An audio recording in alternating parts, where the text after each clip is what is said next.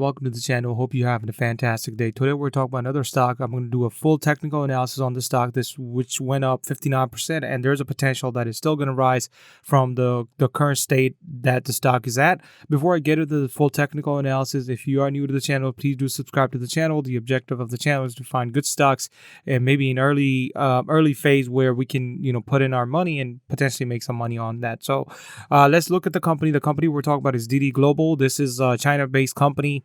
And again, there was a lot of uncertainty on China because, with the issue that's going on with Russia and Ukraine, China hasn't really opposed them. But now they did, in a way, opposed it where, they won't be sanctioned from U.S. So that's why there's a breather here. And there's a Chinese-based company like Alibaba and all the other companies are picking up now. Same thing with DiDi. DiDi is like a Uber, for example. It's like a service for taxi and chauffeur and like a different, it's like a mixture of Uber and the DoorDash and all that. So this is a China-based company, and we're going to see what the market cap for the company is.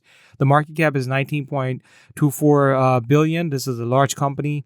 On an average, they trade about 32 million shares. However, right now they're trading 254 million shares being traded at this very moment. This is a huge number, of course, because investors are putting their money in, and I feel like the stock is still going to rise for the point that is in right now. So we'll determine that whether that's true or not, and where would be a good entry point if there is any.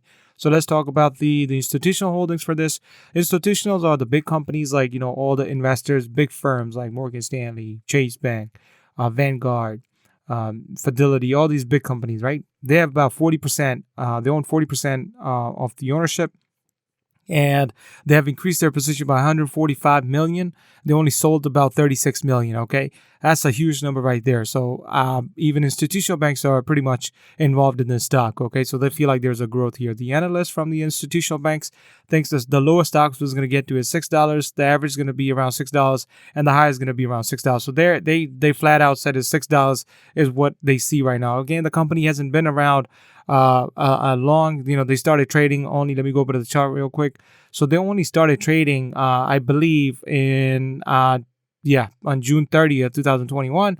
So again, when they opened, it was they opened at around, I believe, was around $17, and then they hit $1.70 because of the situation that was happening. But after market today, they were all the way up to $4 right now. So let's look at the support and resistance.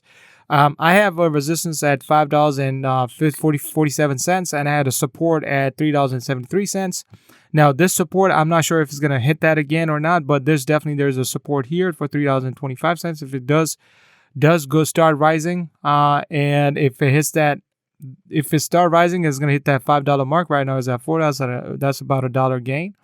If it start going down, it's going to go down to $1.71 again. Again, the company is really large, and you have RSI. RSI is a market pressure. How much is there is a market pressure? The market pressure hasn't really reached its potential yet.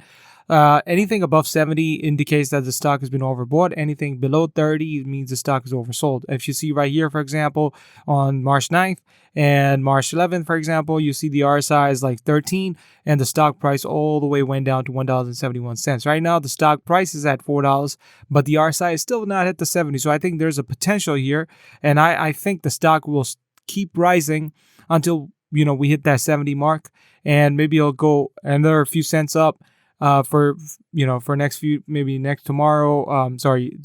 next few hours, and or maybe on Monday is going to go maybe a few more cents. But I think if it start rising, it's going to hit that $5.46. The MACD is also the moving average conversion and diversion, which is also rising. So it all means to me that the stock actually has picked up. Now the problem with that is, right, that this is a Chinese-based company, right, and we don't know what exactly is happening with China and Russia right now, right? So if China really supports Russia, and U.S., does not like the way they're approaching the whole situation, and if it gets to the point where U.S. end up sanctioning Chinese companies, then that's a problem, right? That's a negative catalyst. All the technicals will be thrown out of the water. At that point, the stock is going to go back to 170 again, or maybe below that, right?